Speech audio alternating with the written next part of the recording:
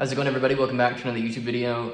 My name is Trey Conkerman. In this video, I'm talking about how to build a sales team of 5 or more people for your business. Now, in our business, we help people start or grow online consulting and coaching businesses. We've been doing that for 5 years.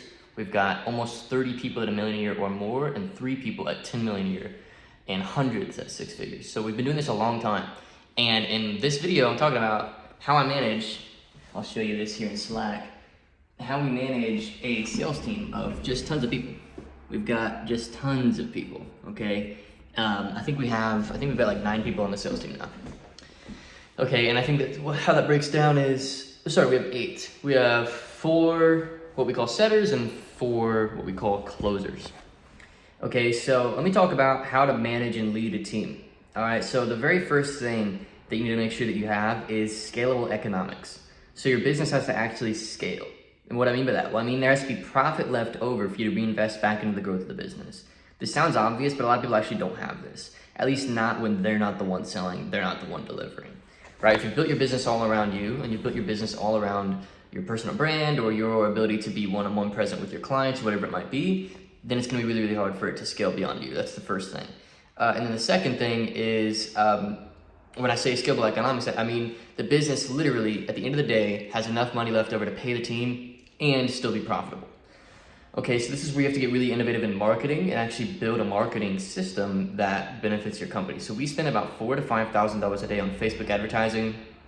That'll get us an average of about $23 cost per lead and about a $200 to $300 cost per appointment for our team that they can then enroll the people that they think are the right fit. Right, so it's very consistent, very scalable and profitable marketing. So that's the first thing. And that's the second thing as well, is the consistency element. It's really hard to build a team around an inconsistent marketing engine. Okay, so if you have a marketing engine, for example, that's like up 1 week down the next or up 1 month down the next, it's really, really difficult to build a really world-class team. So this is why you want to build things that are very inputs equal outputs. So what you put in, you get out. Ads is a great example of that. Content over time can be a good example of that, like a personal brand can be. The problem with that, it's not quite that like consistent force. You know, I used to run my business purely off of this YouTube channel and putting up content, and I do like $1 million a year in sales at like 70% profit. It was ridiculous. But the problem was I couldn't grow beyond that. I couldn't get to like 10 or 20 million a year because, again, you know, it's like if I don't put up a video that week, everything slows down. You know what I mean? It's just that like constant churn. So you want to find a way for money or labor to create marketing opportunities, okay? So money being like paid advertising, referrals, paying for promotions, whatever it is like that, right? Make sure you're turning $1 into at least 3 or 4. Really make sure that you have that, okay? And then, maybe sell it, deliver it yourself and everything. Document yourself doing it with that new traffic source so that you have training for your team. Okay, so that's the first thing, first 2 things, scalable economics and consistency. The third thing, kind of going into it now, as I said in the last point, is training. So a lot of people, they try and build a sales team, they just throw their sales team at the problem. But if you yourself haven't sold the thing with the marketing channel that you're asking your sales team to sell it with, then it's gonna be really hard to train that sales team because A, they don't believe that it can be done, so that's a big problem. You have to pioneer the path for them, okay? Salespeople shouldn't be pioneers. Really, really, really good salespeople are natural pioneers, but most salespeople, most really talented people in sales, they want to just have like a proven like sales process, and they want to bring their personality and their philosophy kind of into that sales process, and that's when a salesperson really shines. So you've got to do that. So you have to prove it out yourself, go do it yourself, and then bring someone in to do it. So don't hire before that. So prove it out yourself. And have documented, calls, conversations, back and forth with your prospects and everything. Have that all like as training material. This is why we've been able to grow our team really quickly. Okay, so that's like the pregame, right? That's like before you even hire your first salesperson, you gotta have that stuff. Because if you have that stuff, it's gonna make every step following this way easier. All right, so let's talk about step number 4 here. Step number 4 is really interviewing. Well, really finding talent and then interviewing, hiring, training, and everything like that. So I'm kind of bucketing step 4. There's a lot of steps within step 4. So the first thing is, if you don't already have a brand on the internet, a personal brand, this is a great reason to invest into one. A lot of the talent in my companies actually come from people that have followed me on the internet, okay? And so as good as a personal brand is at attracting clients, it's actually way better at attracting talent. So if you go to treycockram.com/jobs, you'll see what I mean. We have a whole video about mission, vision, values, what we're looking for, who we're looking for, what the roles are and everything. And then I get probably on a slow day, 3 or 5 applicants, on a bigger day, like 10 to 20 applicants, right? And so that's not an immediate solution though. For those of you who don't have a personal brand, then it's not a good solution, but it's a reason to start investing into that over time, okay? But if you don't have a personal brand, I actually really recommend just your typical job hiring sites like Indeed, LinkedIn, etc. Another easy way to find great sales talent is to actually ask people who you know are good at sales. Birds of a feather flock together kind of thing, right? And you can offer them a little bit of a referral fee for sending you somebody that you end up hiring. Post it on your Facebook wall, post it on your LinkedIn wall, send out an email blast to your list, whatever it is, and tell people, hey, I'll be offering you a small referral fee. I offer like $500, which sounds like a lot, but it's really not. Like one good salesperson could make our company $1 million a year, right? So it's really not that much. So there's that. Then Facebook groups, LinkedIn groups, communities like that tend to work really, really well. So some options for identifying them, those are some options. Okay, now on to interviewing and choosing and ramping. So for interviewing, you want to do 2 or 3 interviews. The first one is just a quick pulse check. You don't want to commit more than like 10 minutes of your time. Just really get a quick pulse on their personality, get an idea, and actually in your application process, have them submit a video of themselves. So we do this. That way you get that first pulse check, and on that second pulse check, the 10 or 15 minute, you get like another pulse check.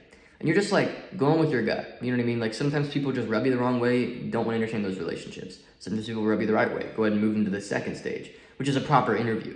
So we're not even interviewing on that first meeting. We're not even asking that many questions. We're just like, hey man, how's it going? Like, good to meet you. Tell me a bit about yourself. Just like very casual. On that second meeting though, we're digging a bit deeper. And the questions that I like to ask to find good talent aren't the typical questions. A lot of people ask, what's your past experience? What's like, that's great. But what I care more about is what they really want. So I don't actually care about their experience, which sounds weird.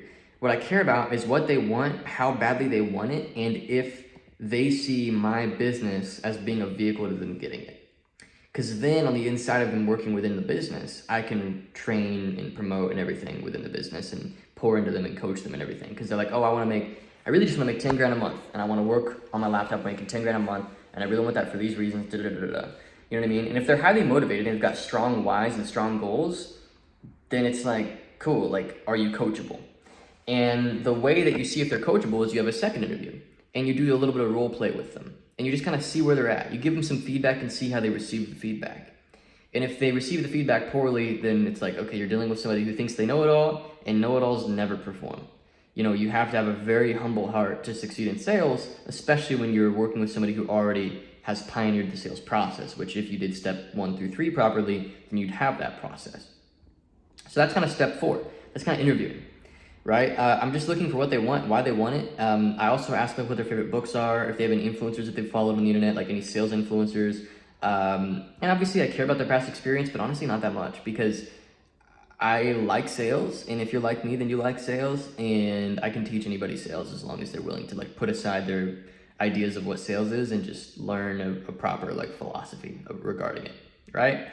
So that's that. Okay, now step 5 is ramping. So we've gone through a lot of steps here. Step 5 is ramping. So what you want to do, don't just give them all the opportunity immediately. Within your business, they need to slowly start to earn more and more opportunity. You want them to prove that they're worth giving more opportunity to. So, I kept advertising spend very low while our current team was kind of proving themselves out, and I slowly increased. We'll be spending, 7 to 10 grand a day pretty soon, just giving them abundant opportunity, and seeing, I'd like to see a seven figure months off the back of that spend, right? But it's after they've proven that they're good. So they proved that they were good, they've earned more opportunity, they've gotten a return on our investment into the marketing that we're doing for them, right? And so because of that, then they slowly earn the right. So you don't give them 100%.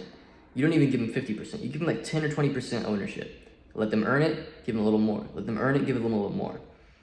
All right? And so that's kind of how you ramp them up. That should take like 30 to 60 days. And if in the first 2 weeks they haven't met your expectations of how well you thought they'd do by then, just go ahead and fire them.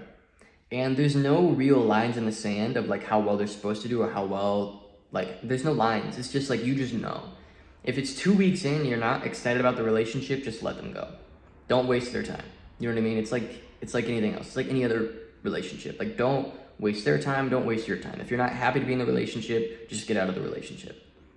Right? So that's that. And then the final thing would be step 7. And step 7 is the day-to-day management of your sales floor. Okay, so day-to-day management of a sales floor kind of looks something like this. So it looks like on your daily sales huddles, which you should have a daily sales huddle every single day, you're going over their projections for the week and for the month, seeing how they're doing. You're reviewing some of their calls and seeing how those calls went, giving them some feedback based on your experience having already sold with this marketing channel, okay? And just kind of telling them what you would do in their situation. So have them record their calls using Fathom or Zoom Cloud or something like this. You know, have them on a company email, have them using company software, pay for it yourself, obviously, and then just review their calls. So live in front of the whole team, review the calls so that everybody's getting that feedback, right? And then ask for their feedback on your feedback. Ask if it makes sense. And you'll get down and dirty as to why you're saying what you're saying, not just what to say. Because there's really a couple levels that you want to instill into your team. There's what to say, but then there's why you're saying it. And then even a level deeper is who we are as a team. So if you can establish the who we are as a team across many, many bodies and many minds, then you can really distill your worldview, your culture into your people and then create just a world-class sales team. But that takes time. So you start with the what to say, then you move into the why we say it, then you move into the who we are. And if you can get the who we are across, then it's almost like it just comes naturally to them. They just embody it. And so that's kind of step 7 is how to run the team, right? It's a lot of review, a lot of coaching. You want to be very active. Don't put people in place and then just like unplug and not care. Like, no, that's not the right attitude. You need to be very actively involved. If you want to, if they need you to hop back on the phone to help close a deal, do that sort of stuff for a while. Obviously, eventually they need to do it themselves, but just be involved, be coaching them, and be rewarding them. Give them bonuses. Tell them what you're looking for. Shout them out to the rest of the team when they're doing really, really well. These things really help, like social proof and helping them see that what they've done is what you want. Which brings me to point 8. The final point of kind of how to build a sales culture is in writing out visually and putting it very openly where everybody can see it, your mission, vision, and values as a company. So your mission, how I've heard it to be, and I really like this, your vision is the bigger than all of us ideal that wakes us all up in the morning.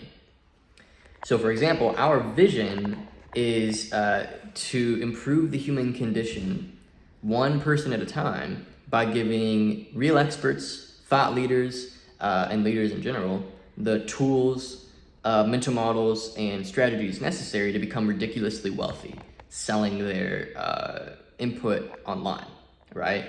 And then our mission, so your vision is the bigger than all of you ideal. So our vision literally is to improve the human condition. We want to improve the human condition, one client's client at a time, if that makes sense. So we're gonna give our client the tools that they need to go and succeed. And we care about that butterfly effect. We care about how our clients' lives change. So we like that. We like that we can be the linchpin behind people's lives getting better, and they don't even know that they should be crediting us. Like, we like to just be behind the scenes, empowering the leaders, right? Does that make sense? That's what we want to be. So it's a bigger than all of us ideal. Literally, like one person at a time, we want to improve everybody's life in some key area, okay? And then the mission, so the vision is the bigger than all of us thing. The mission is how we're going to do it. So our mission is to sell and deliver on world-class marketing, sales, psychology, and customer relationship training. Okay, so that's our mission, is to sell that. Like, vision is what we're doing that's bigger than all of us. Mission is how we're gonna do it. Okay, and then values is really important. Values is how we're going to interact with one another and who we're going to be ourselves on the way to that vision and as we execute on the mission. So once you start, and the reason why this matters is once you start to have more than like 3 or 4 people, culture can begin to delude. And what culture is ultimately is everybody agreeing about the importance of key things, disagreeing about the lack of importance of other, we're all on the same page, basically. We all breathe the same air. We think very similarly with very few exceptions. And when that's there, and you've got the why, what to say, why to say it, who we are, and you've got a scalable marketing channel, and you've got internal training, and you've got a great product, like, it's just hard to lose, right? So you can start to see how these pieces kind of come together. So the last bit of managing your team is really, as the founder, because eventually you'll bring in a sales manager to lead that sales team for you, which is where I'm at now. So I've got a sales manager who actually does the daily team huddles and everything. And my job is really just to make sure that our products, our marketing, that everything is kind of working cohesively as a big engine, right? Which is the stage I've now arrived at now. But as the founder, as the CEO, your job is to make sure that everybody's clear on the vision, mission, and values, that we never deviate from these things. So we have inside of Slack what is like a team acknowledgements channel, and I'll pop in there. I'm the most active one in there. I'll shout out team members and say, hey, I just want to shout out this team member for this value. And that way you're positively reinforcing the culture that you're looking for. So for example, I'll see that a client success manager, a coach of ours, somebody who works with our clients, handled a tough situation with a client really, really well. And I'll be like, hey, you know what? I just want to shout out this coach for this value. That value is, one of our values is solution focus over problem focus. We can be focused on the problem and anxious about the problem, or we can just get right to work on a solution, right? And so I would shout out that value. Another, maybe one of our values is leadership. We value leadership. We think everybody is a leader. Everybody's looking to you all the time to see how they should behave. It'd be nice if everybody just modeled the owner, and it'd be nice if everybody was as convicted as I am. It'd be nice if everybody was as bought into this as I am. But that's just not gonna be the case, because it's my business, it's my bank account, so I'm gonna care way more than anybody. So if we wanna all care, that starts with us all caring. If we're gonna all perform, that starts with us all performing. So every individual has to own their part, and that is our value of leadership. So when I see somebody go just a little above and beyond in a key instance, like they went an extra hour with a prospect to help solidify a deal, or a sales rep who it's not their job necessarily, they got on an extra coaching call for 20 minutes with one of the clients that they enrolled 2 weeks ago because they're just a bit confused. Like, that's cool, going above and beyond. So it's a leadership thing. So I'll go into the team acknowledgements channel and acknowledge that. Okay, so I hope that this makes sense. I hope that this whole framework, this 7-step system to managing a sales team kind of makes sense. And look, if you've watched this video this far and you're trying to grow your sales team, trying to grow your business, then at the end of the day, the worst case scenario, if you do this, is that I'll just give you some free input, or my team will give you some free input, and we can send you on your way. But we were accepting applications for our guidance. You can just apply and schedule a meeting in the description of this video. So right down there's a link. It'll take you to a page where you can put in a one-to-one time to speak with myself or my team about your business, about getting it to 6 figures or 7 figures or even 8 figures a year. This is primarily, pretty much only for coaches and consultants, people who with expertise that want to sell on the internet. Now that sounds like you can go ahead and schedule that time below.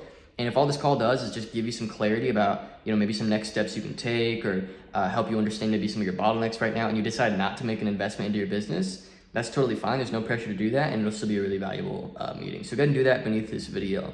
Either way, I hope that you've enjoyed this time. I hope you've enjoyed this video. I hope this makes sense.